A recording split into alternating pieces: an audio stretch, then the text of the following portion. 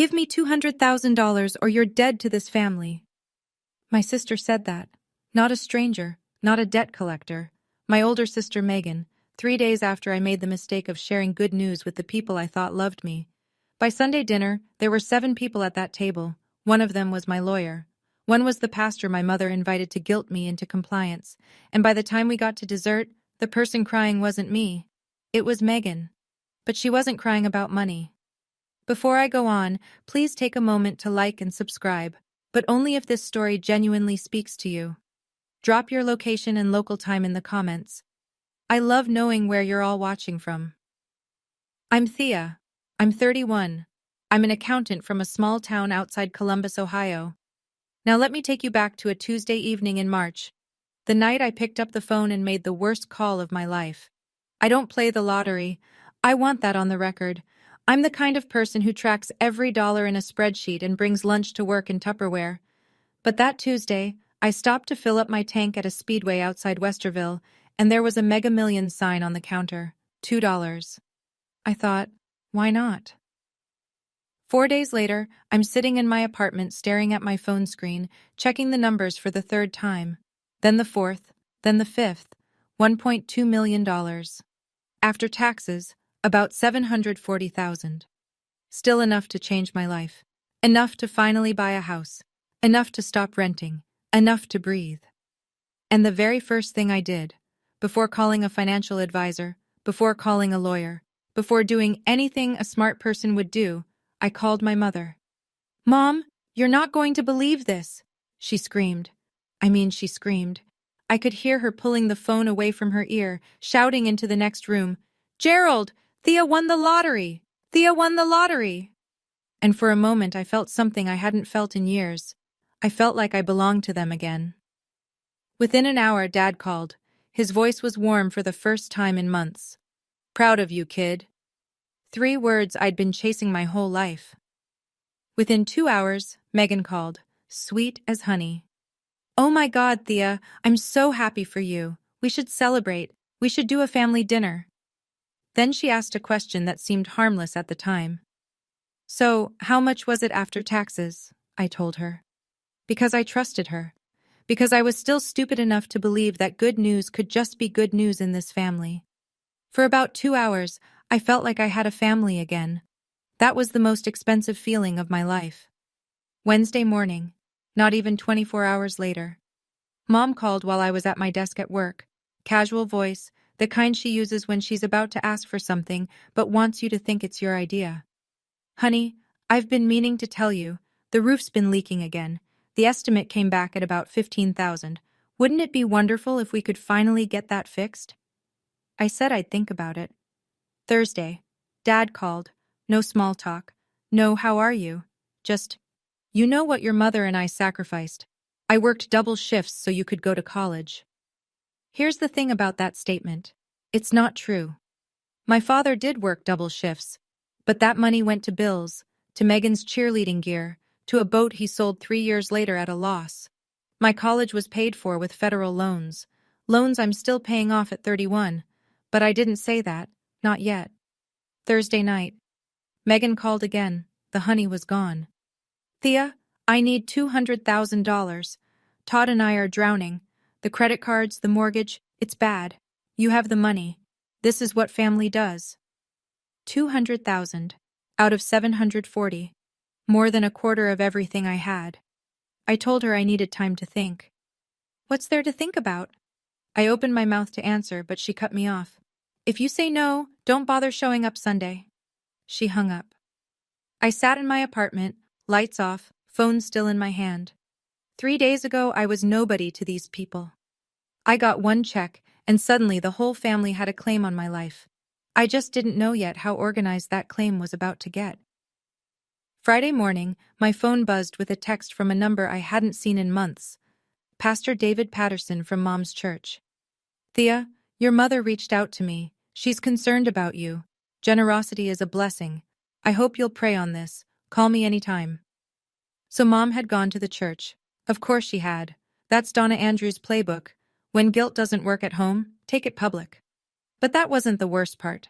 Megan had been busy too. I started getting texts from extended family. People who normally only contacted me at Christmas. Aunt Diane. Hey, sweetie, Megan called. Everything okay? Uncle Bob. Heard there's some tension. Family's everything, Thea. And then, the one that actually made me sit down on the bathroom floor at work. Grandma Ruth, 81 years old. The woman who taught me to bake pies when I was 9. Her text read, I'm disappointed in you, sweetheart. Megan had gotten to her. Megan had called every single person in the family and told her version, the version where I was the villain. I checked my phone again, a notification from Facebook. Megan had posted in our family group, Pray for our family. Some people forget what blood means when money shows up. 14 reactions, 8 comments, all supportive of Megan. Then I thought about something practical, something that made my hands shake.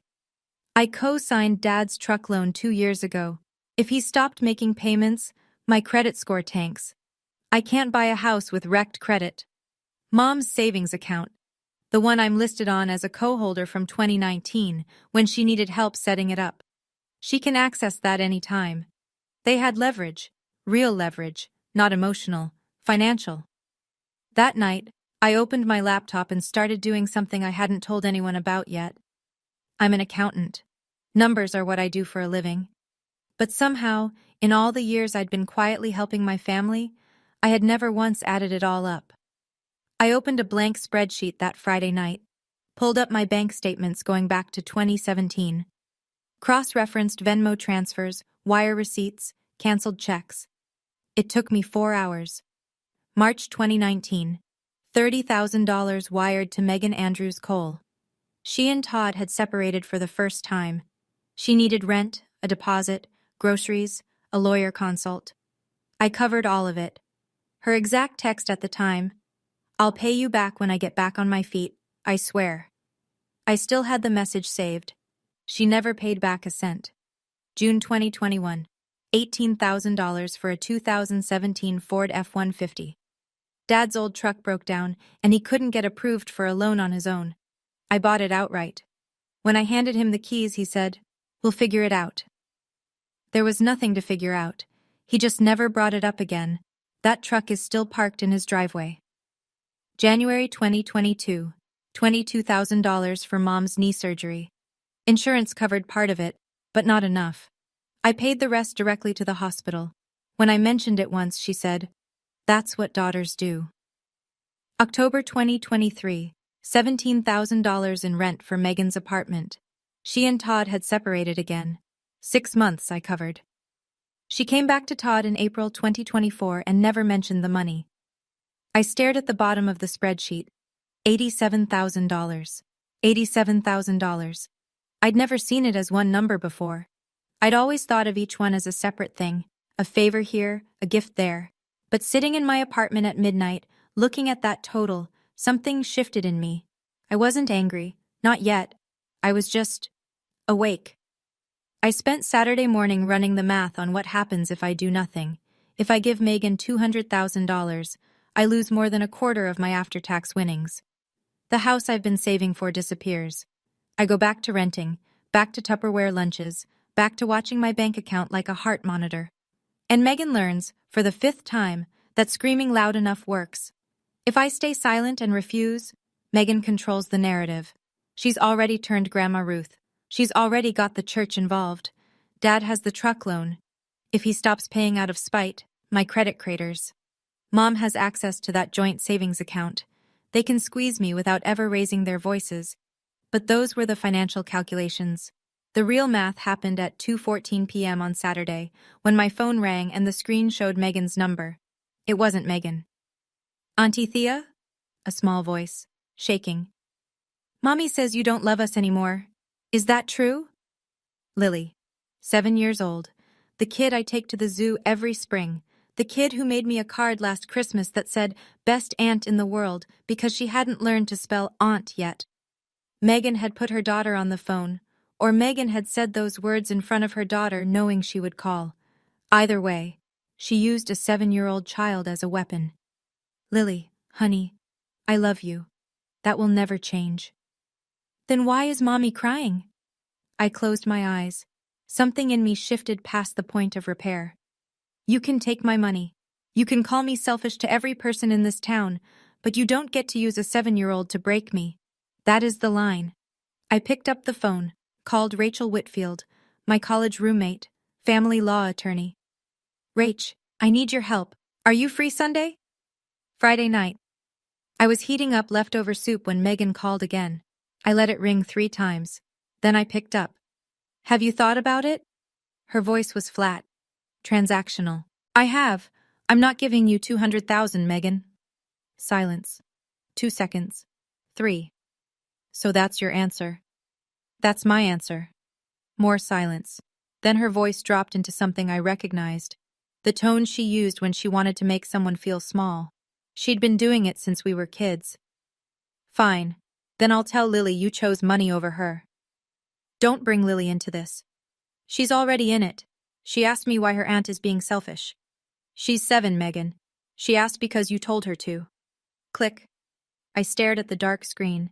My soup was boiling over on the stove. I didn't move. 20 minutes later, a text came in. Not from Megan, from Todd. 6 words. I'm sorry about all this. I read it twice. Todd had never texted me directly. Not once in the 7 years he'd been married to my sister.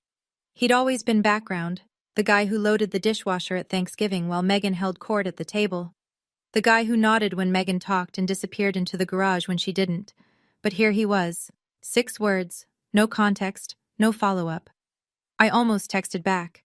Instead, I saved the message and put the phone face down on the counter. I didn't know what Todd's text meant yet. But I filed it away in the same part of my brain where I file things that don't add up. Numbers that seem small at first, but end up mattering more than everything else on the spreadsheet. My soup had burned. I ate cereal instead. Saturday morning, 8:07 a.m. I know the exact time because I was still holding my coffee when Dad's name lit up my screen. Gerald Andrews doesn't call before noon unless someone's dead or he's angry. No one was dead. You will give your sister what she asked for. No hello. No morning, kid. Just a command, delivered in the same voice he used when I was 12 and tracked mud on the carpet. Dad, that's not how this works. I didn't raise you to be this way. You didn't pay for my college, Dad. I did. Silence. The longest silence I'd ever heard from my father. Gerald Andrews always has something to say. He has opinions on everything.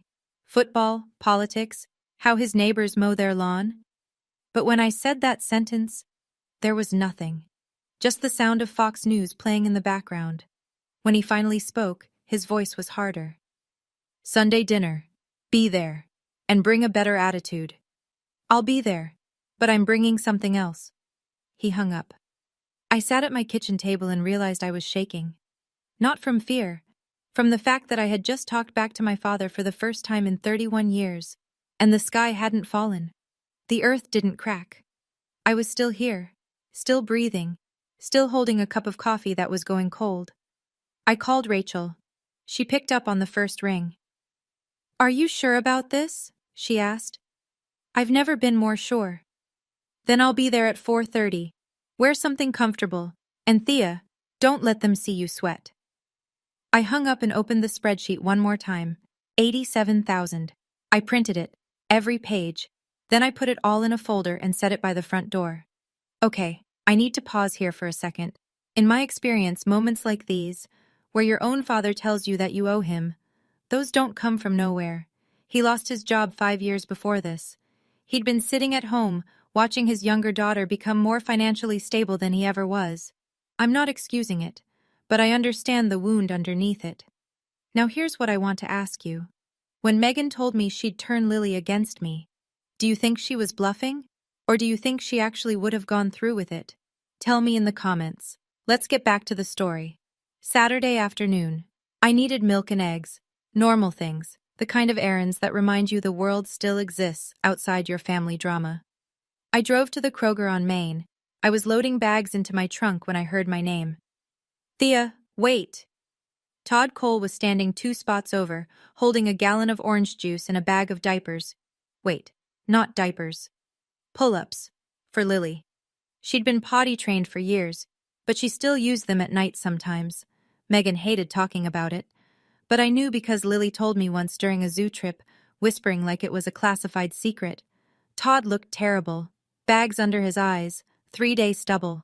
His Carhartt jacket had a grease stain on the sleeve that I was pretty sure had been there since Christmas. I didn't know about the phone call to Lily, he said. I found out last night. He shifted the juice to his other hand. I told her not to do that. She didn't listen. Then why are you still going along with this, Todd? He looked at the ground. His jaw tightened. Because I've got nowhere else to go. It was the most honest thing he'd ever said to me. Todd Cole, 37, plumber, father, husband, and trapped. Not by love, by logistics. He started walking toward his truck. Then he stopped, turned around. For what it's worth, you've been more than fair to this family. I just wanted you to know someone sees that. He climbed into his truck and pulled out of the lot. I stood there in the Kroger parking lot holding my eggs and thinking about what Todd knew that he wasn't saying. Because that man was carrying something heavier than a gallon of orange juice. He knew exactly how much his wife owed. And it wasn't just to me. Saturday night.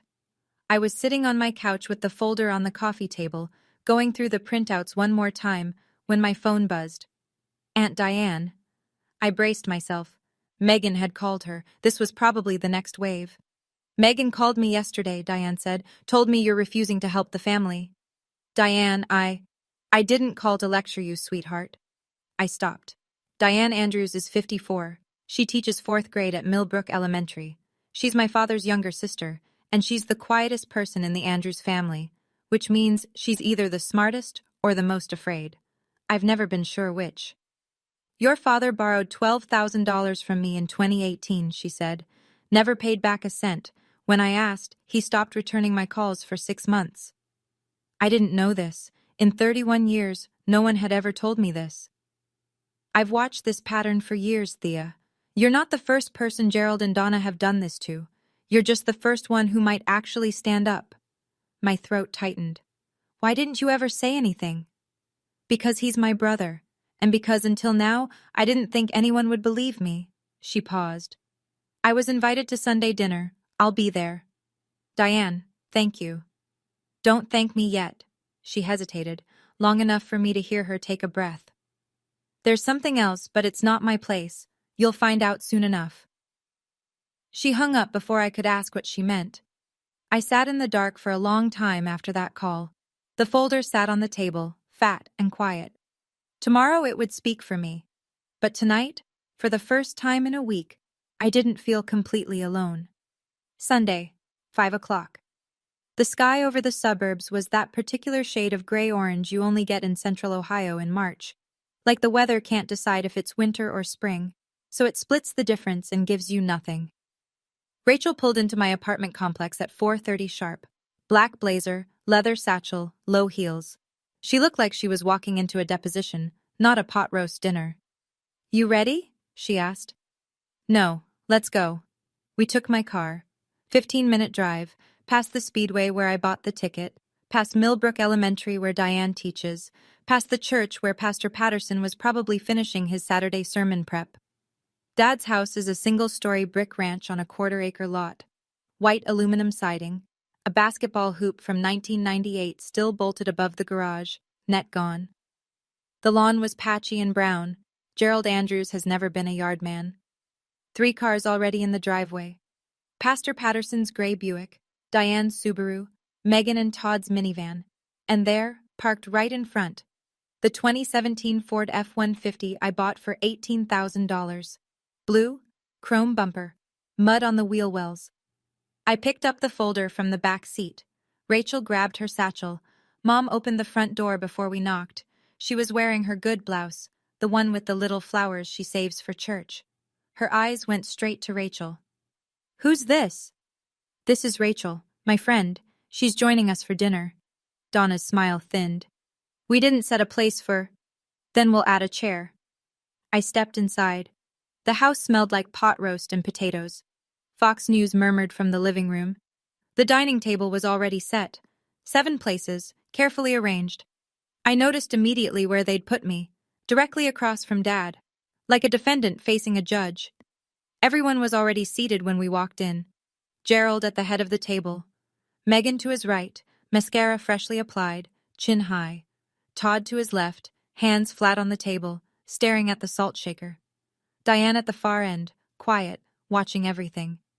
Pastor Patterson sat next to Mom's empty chair, Bible resting on his knee. Someone had set up a folding chair in the corner near the window. For Rachel. Rachel looked at the chair, looked at me, and sat down without a word. She didn't need to be at the table. She just needed to be in the room. Mom brought out the pot roast, set it in the center. Nobody served themselves. Gerald didn't wait. Let's get this over with. Donna sat down and reached for the pastor's arm. Thea, Pastor Patterson is here because we love you. We're worried about you. Patterson cleared his throat. Thea, your mother tells me there's been some tension in the family. Family is God's first gift. Generosity is... Pastor, with respect, were you told the full story? He blinked. Megan didn't give him time to answer. The full story is you won $1 million and won't help your own family. Gerald tapped the table with 2 fingers. Enough. Thea, we're not asking for all of it. Just help your sister. That's what good people do. Donna's eyes were already red. She'd been preparing the tears in advance. I didn't raise you to be cold. I looked around the table. Gerald's jaw was set. Megan's arms were crossed. Donna was dabbing her eyes with a napkin she'd pulled from her lap. Patterson looked uncomfortable. Diane hadn't moved. I didn't say anything. Not yet. Instead, I reached down, picked up the folder, and set it on the table between the pot roast and the bread basket. Every eye in the room landed on it. The folder was plain brown, letter-sized, about 1/4 inch thick. It sat there next to the bread basket like a landmine disguised as a tax return. Before I open this, I said, I have one question. Nobody spoke. The pot roast was steaming. Fox News droned from the other room. Somewhere outside, a dog barked. I looked at Megan. How much do you think you've ever given me? Her eyebrows pulled together. What? In 31 years, how much money have you ever given me? A dollar amount. That's not the point, Thea. It's exactly the point. I turned to Gerald.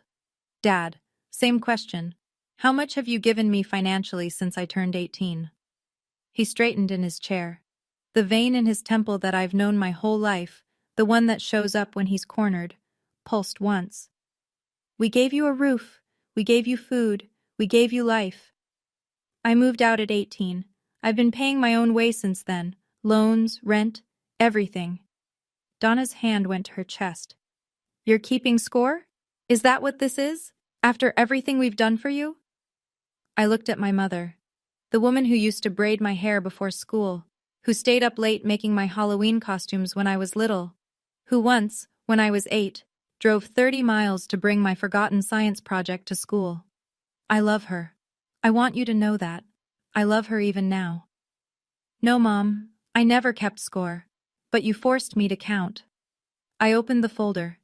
The room went silent in a way I'd never experienced in this house. This was a family that filled every second with noise, arguments, football games, opinions about the neighbors.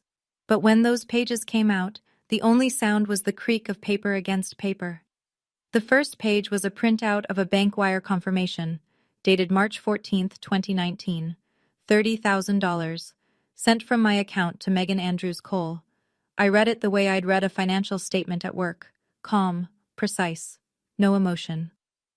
March 2019, $30,000 wired to Megan. Purpose, rent, security deposit, groceries, and a legal consultation during her first separation from Todd. Megan's chin lifted. That was a gift.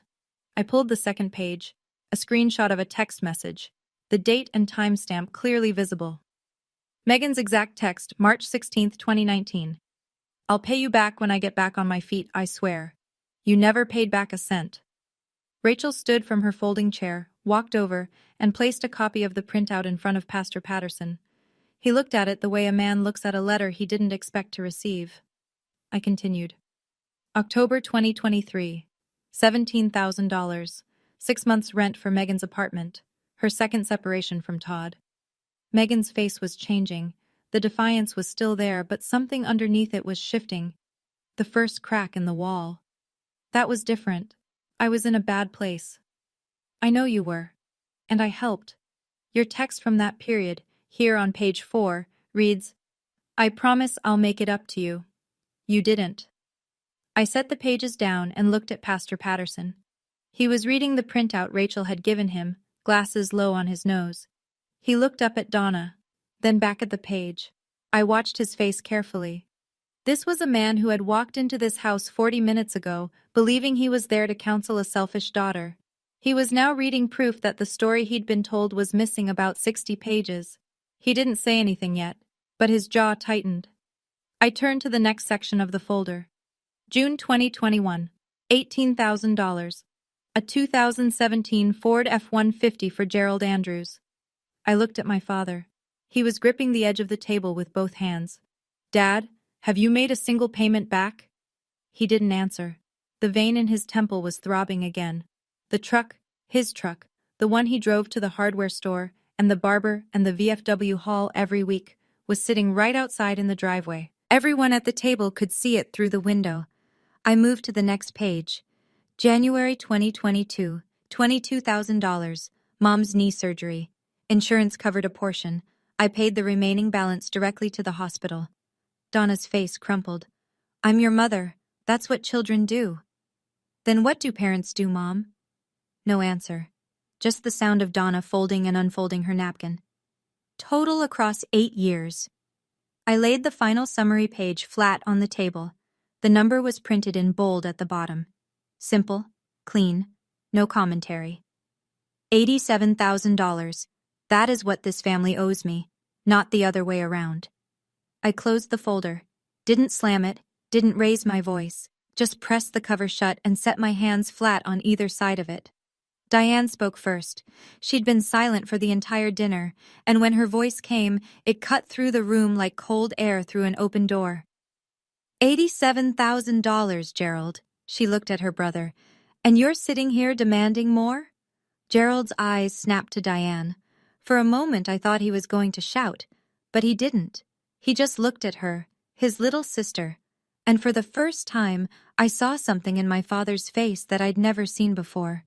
He looked caught. Pastor Patterson took off his glasses, set them on the table next to the printout, rubbed the bridge of his nose. He'd been quiet for the entire reveal. I could feel the room waiting for him, Donna especially. She'd invited him here as her final weapon, the moral authority, the man who could make me feel small enough to open my wallet. Donna. His voice was calm, careful, but firm.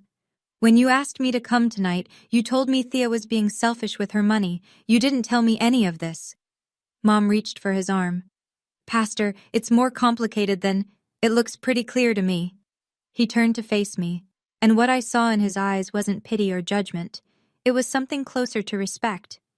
I owe you an apology, young lady. I came here tonight with incomplete information. That was my mistake, and I'm sorry. Megan slammed her palm on the table. This is private family business. She had no right to bring a lawyer and spreadsheets to a dinner table. I didn't raise my voice. You made it public when you posted on Facebook, Megan. You made it public when Mom called the pastor. I'm just finishing what you started. The room went still. Megan opened her mouth, closed it. Her mascara was running now, 2 thin black lines tracking down her cheeks. Patterson pushed back his chair and stood. He picked up his Bible. I think I've heard enough. Donna, Gerald, I'd encourage you both to reflect on this, deeply. He walked around the table, stopped in front of me, and extended his hand. I shook it. Then he nodded to Rachel, who hadn't said a single word the entire evening. He walked out. The front door clicked shut behind him, and the room exhaled. The pot roast had gone cold. No one had touched the food. The bread basket sat untouched next to the folder like a still life someone would paint and title American Family March. I waited until the sound of Patterson's car engine faded from the driveway. Then I spoke. I'm not asking anyone to pay me back. I'm not here for revenge, but I need everyone at this table to hear what happens next. Gerald's eyes were on the window. Donna was gripping her napkin with both hands. Megan was wiping mascara with the back of her wrist. Todd was staring at the salt shaker again. 1. I'm removing my name from Mom's savings account tomorrow morning. Donna flinched. 2. I'm refinancing the cosign on Dad's truck. If the bank approves it, my name comes off. If not, I'll give you 90 days to find a new co-signer. Gerald didn't move. 3. There will be no more loans, no more gifts disguised as obligations. If anyone in this family needs financial help, we discuss it like adults, not with guilt, not with pastors, not with threats. I paused. Let the silence do the work. And 4. I looked directly at Megan. If you ever use Lily against me again, ever, you won't hear from me. Not because I don't love her, because she deserves better than being someone's weapon. Megan's lower lip trembled, but she didn't speak. Rachel sat in the corner, hands folded in her lap. She hadn't opened her satchel, hadn't produced a single document, hadn't said one word the entire night. She didn't need to. Her presence alone, a lawyer, sitting in the room, hearing everything, was the quietest and heaviest thing at that table. I'm not here because I hate this family. I'm here because this is the last time I sit at a table where loving someone means letting them take from me. Gerald pushed his chair back. The legs scraped against the linoleum, a sound that cut through the silence like a blade. He stood up, didn't look at me, didn't look at Diane, didn't look at anyone. He just walked to the hallway, turned left into the master bedroom, and closed the door. No shouting, no parting shot. Just the quiet click of a door from a man who had run out of arguments and didn't have the vocabulary for anything else. Donna stood and followed him. Gerald. The bedroom door stayed shut. Mom stood in the hallway for a few seconds, hand on the doorknob. Then she turned and went to the kitchen. I heard water running. She was doing the dishes. The pot roast hadn't been served, and she was already doing the dishes. That left 5 of us at the table. Megan was crying openly now. Not the performative tears from earlier. Real ones. Messy. The kind that make your nose run and your voice break. You've ruined this family, she said. And then Todd spoke. No, Megan. She didn't. Every head turned. Todd Cole, the background husband, the nodder, the dishwasher loader, the man who had never once raised his voice in this house, was sitting upright in his chair, and his face was flushed red. We owe $42,000 in credit card debt. You know that. I know that. But you never told your parents, and you wanted Thea to bail us out so they'd never find out. Todd, shut up. No, I'm done shutting up. Megan stared at him. This wasn't a betrayal. This was something worse for her. It was the truth from the one person she assumed would never say it out loud. She looked around the table. Diane, me, Rachel. Nobody was coming to save her. Megan covered her face with both hands and sobbed. She wasn't crying about the money. She was crying because the last secret she had was gone. I want to pause again. I know some of you might be thinking, Thea, Todd just blew up his own marriage at your dinner table. And honestly, I thought the same thing sitting right there. But here's what I realized later. Todd had been watching Megan lie to everyone for years, and he was exhausted. Sometimes people don't explode because of one moment. They explode because of 1,000 moments of silence that came before it. So here's my question. Do you think Todd was right to say that at the table? Or should he have told Megan privately first? Drop your take in the comments. Okay, back to the dinner. Monday morning, 9:15 a.m. I walked into First Federal Credit Union on Broad Street and asked to remove my name from a joint savings account. The teller, a woman named Karen who'd processed my deposits for 6 years, looked at the screen and then at me. Are you sure about this? I've never been more sure. It took 20 minutes.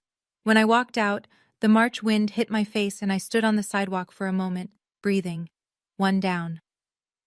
Tuesday, I called the bank about Dad's truck loan, filed the paperwork for a refinance. The loan officer told me the process would take 60 to 90 days.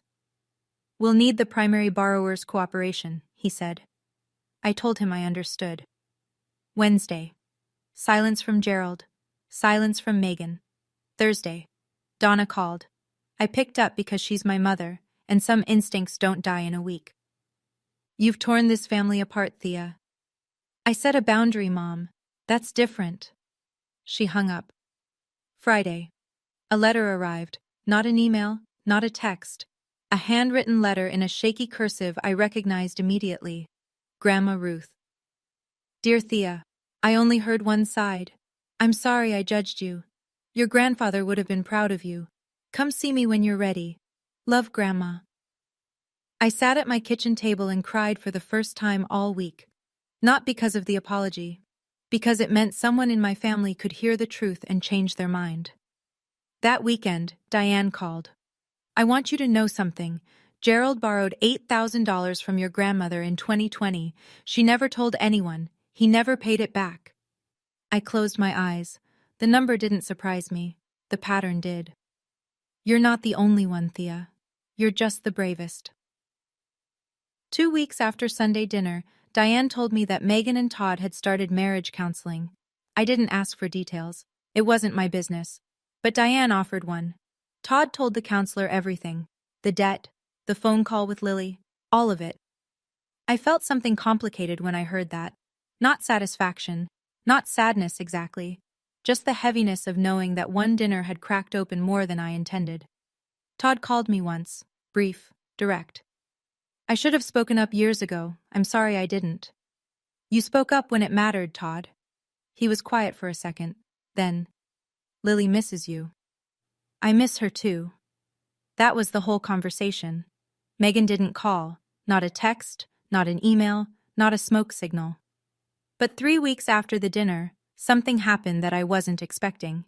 My phone buzzed at 8:42 p.m. on a Thursday. Megan's number. I opened the text and my chest tightened. I miss you, Aunt Thea. Can I come over? Love, Lily. The spelling, the lowercase letters, the fact that aunt was still spelled aunt. This wasn't Megan. This was a 7-year-old who had figured out how to open her mother's phone. I called Rachel. My voice was shaking. Can Megan legally stop me from seeing Lily? Rachel sighed.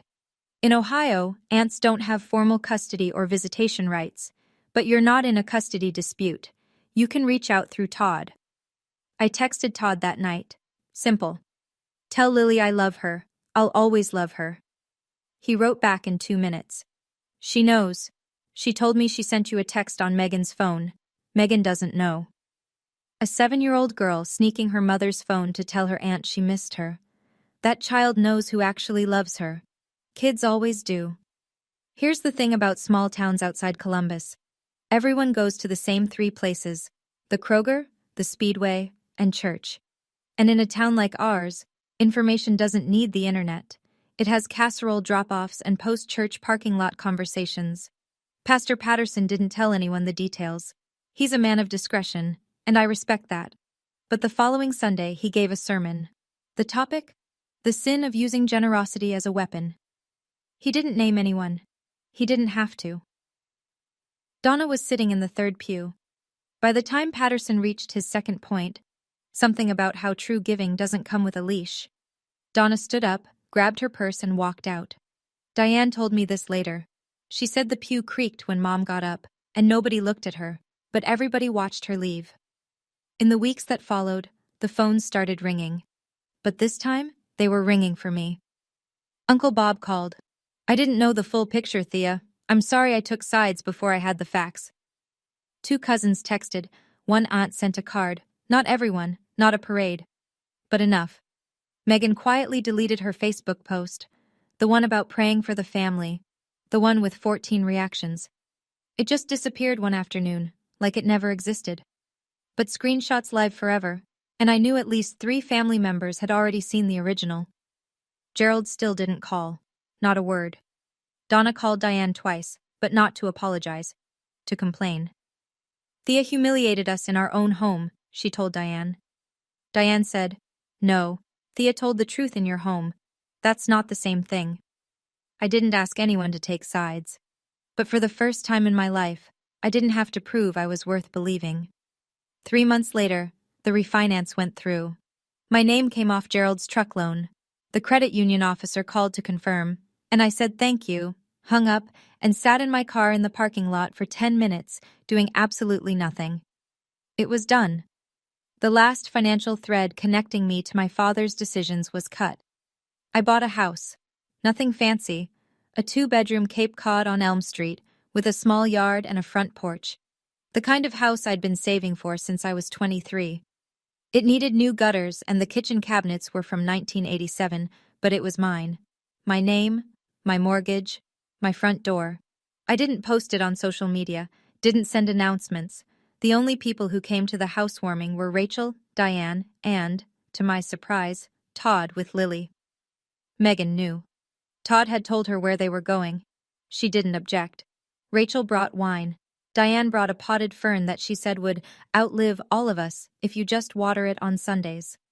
Todd brought a toolbox and tightened the loose handle on my back door without being asked. That's the kind of man Todd is. He fixes things quietly. Lily walked through every room with her hands behind her back, like she was inspecting the place. She stopped in the second bedroom. It was empty, just white walls and carpet and a window that looked out on the backyard. Is this my room for sleepovers?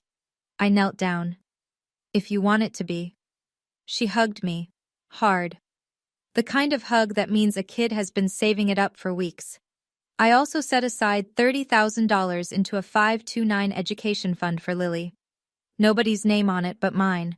No one in the family knows about it yet. Some gifts don't need an audience. 3 months. Gerald Andrews hasn't called his youngest daughter in 3 months. I know he's alive because Diane gives me updates I don't ask for. He mows the lawn. He goes to the VFW on Tuesdays.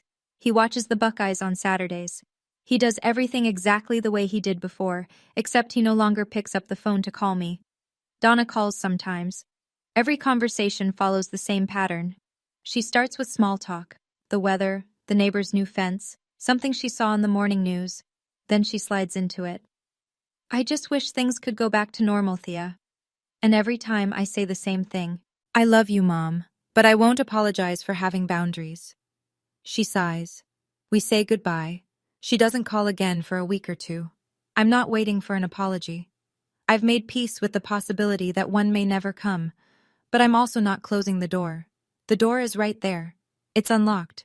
They know where I live, literally, because it's a small town, and Diane told Donna my new address. They just have to walk through it without a demand in their hands. Diane told me something last week that I keep turning over in my mind. Gerald misses you, she said. He'll never say it. But he sits on that front porch and stares at that truck, and I think he knows. I don't know what he knows. Maybe he knows he owes me money. Maybe he knows he owes me more than money. Maybe he's just sitting on the porch because he's 60 years old and tired and doesn't know how to say, I was wrong, because no one ever taught him how. I didn't lose my family.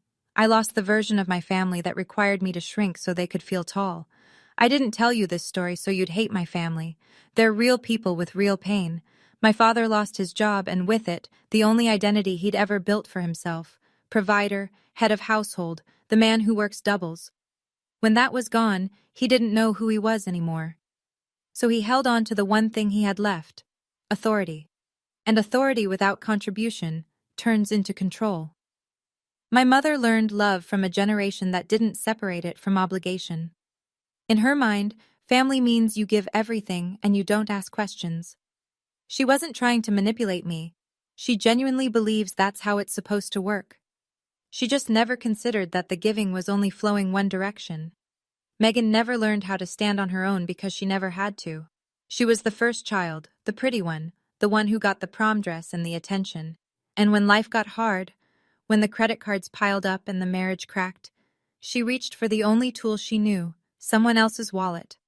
I understand all of that. Understanding is not the same as accepting. You can love someone and still say enough. You can miss someone and still refuse to go back to the version of yourself that made them comfortable. You can leave a door open and still protect what's inside your house. If you're the person in your family who gives and gives and gives, the one they call when they need money but not when they need to listen, I want you to hear me. You're not selfish for setting a boundary. You're not cold for asking to be treated like a person instead of a bank account. You're not the villain. You're surviving. And that's enough. That's my story. I don't know how it ends because I'm still living it. Maybe Gerald will call one day. Maybe he won't. But I know that the version of me who sat at that dinner table, calm, prepared, and done apologizing for existing, that's the version I want to keep being. If this story meant something to you, please like, share, and subscribe.